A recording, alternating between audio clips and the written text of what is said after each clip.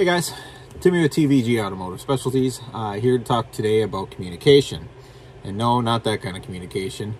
We're talking about communication with others that you might be out off-roading with. So a lot of you are probably thinking, why not just use my cell phone? That thing works great. Yeah, well, that thing isn't always going to have signal when you get out in the back trails. So when that happens, or when you're traveling in a pack or a group, you're going to want something to be able to communicate better with each other inside the group.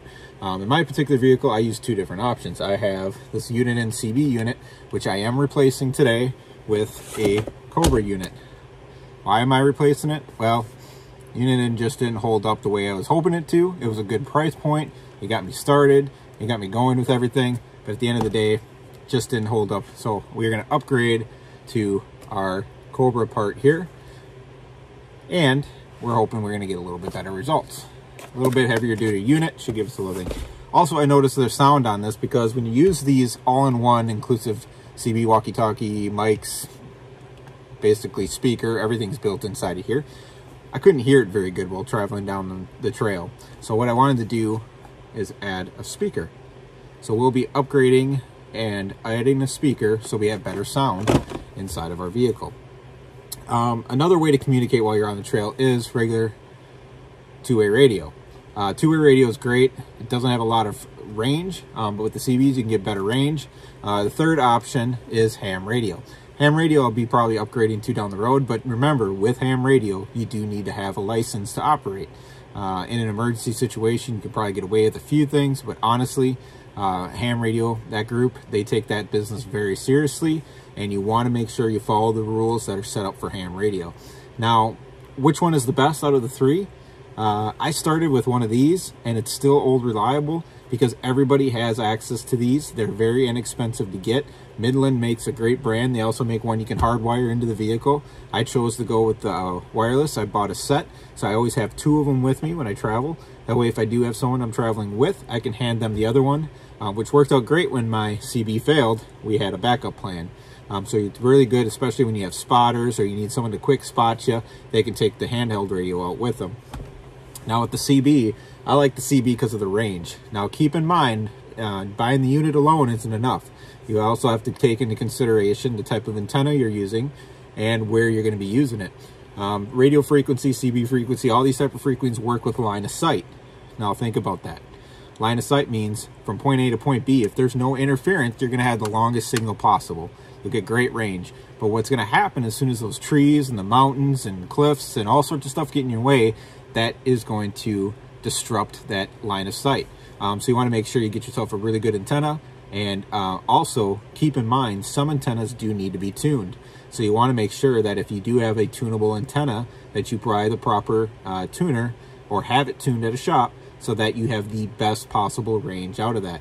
I happen to run, I have two different antennas set up on here. I have one for when I'm in the city and one for when I actually go out trail riding. One that's a little larger, gives me a little better range. Both of them are tunable, and I do need to get into an open area and tune it. So once this radio is done, I will be tuning it. Lots of great videos out there on tuning. I might do one down the road. So with that being said, today we're going to take this unit in. And we're going to put this Cobra in. I'm also going to take out this little media center. You guys are all familiar with the Jeep JL media center. Well, I put an aftermarket radio in. This media center doesn't work anymore. It's going away. What I'm going to do is I'm going to actually change my CB mount to something over here, and then my two-way radio is going to mount in the center. That way I got a little bit better perspective on where everything is mounted and set inside the vehicle. With that being said, I'm going to get to work, and I'll tune back in once I have everything all set up so you can see the final product. All right, we're back and we're done. So we got the new Cobra CB mounted in here. We did get our speaker mounted underneath our knee bolster on the passenger side, or driver's side, I'm sorry. So area for today. Listen. Clear. Much louder than what the old system would be if it wasn't plugged in there. Which will be huge on the trails. It was very hard to hear before, so this will make it a lot easier. We also added a Scotia magnet mount, magic mount where our media center used to be, and then now I have a place to put my handy dandy GMSR. So Communications are now covered. Well, maybe not so much in the home front, but they are in here at least. Also, another thing we added, we took out the factory sig sock and we added a USB charging port. No need to have a cigarette lighter in here, and kind of was a silly port, so I had 5 volt 1 amp charge, and then I got a 5 volt 2.1 amp, so put that in there for charging. The radio itself will still have the CarPlay is wireless in here anyways now, so we'll be charging tablets, phones, and everything else off of that.